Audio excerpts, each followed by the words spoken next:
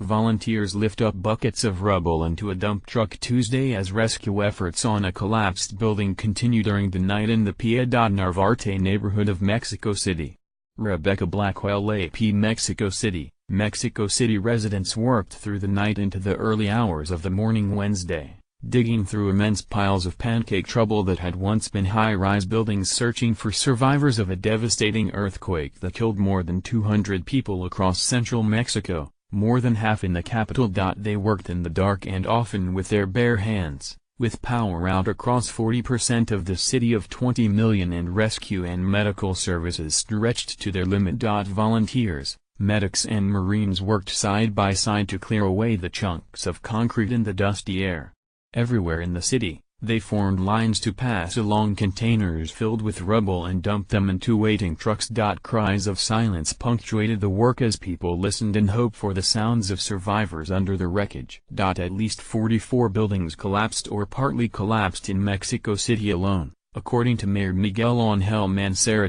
The 7.1 magnitude earthquake struck 76 miles southeast of the earthquake-prone capital at 1:14 p.m., according to the U.S. Geological Survey, and came on the 32nd anniversary of the infamous 1985 quake that killed thousands. The head of Mexico's Civil Protection Agency, Luis Felipe Puente, put the toll at 217, revising it down from earlier estimates. Even as residents were trapped inside buildings across the city and in the surrounding towns, attention was riveted on a collapsed school in the southern neighborhood of Villacopa, where rescuers pulled out 25 bodies from the wreckage, all but 4 of them children, according to the Federal Education Department. More are believed to be under the wreckage. Rescue worker Pedro Serrano described to the Associated Press how he tunneled into the unstable rubble to a partially collapsed classroom of the school, only to find no one alive. "We saw some chairs and wooden tables. The next thing we saw was a leg. And then we started to move rubble and we found a girl and 2 adults, a woman and a man," he said. Late on Tuesday night, President Enrique Peña Nieto urged calm in a video message, saying that the priority at this moment is to keep rescuing people who are still trapped and to give medical attention to the injured people. He said 40% of the capital and 60% of the neighboring Morelos state was without power. The president had been traveling to the southern state of Oaxaca to inspect damage from an earlier earthquake when the latest one occurred, sending him back to the capital to convene a national emergency council.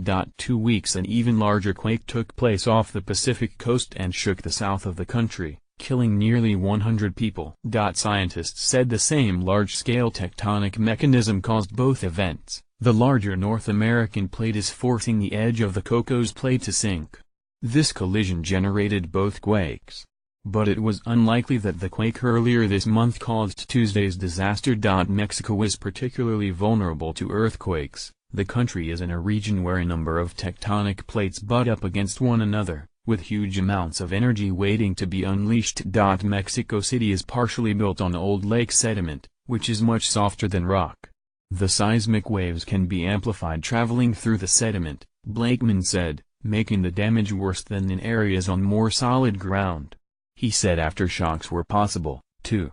The rupture was approximately 50 kilometers, or 31 miles deep, and as a rule, the shallower an earthquake is, the higher the chance for aftershocks. 50 kilometers is pretty shallow, so I would expect aftershocks, Don Blakeman, a geophysicist with the USGS said. The USGS's model for estimating earthquake damage predicts 100 to 1,000 fatalities and economic losses of between $100 million and $1 billion for a temblor of this scale and proximity to population centers. The quake shook Mexico City so hard that the murky, stagnant waters of the city's ancient Xochimilco canals were churned up, turning the waterways into rollicking wave pools. Videos posted to social media showed tourists in flat-bottomed tourboats struggling to stay in their seats and hold on to their beers. In the central neighborhood of Del Valle, a frantic scene played out Tuesday afternoon as hundreds of people gathered to search for trapped residents.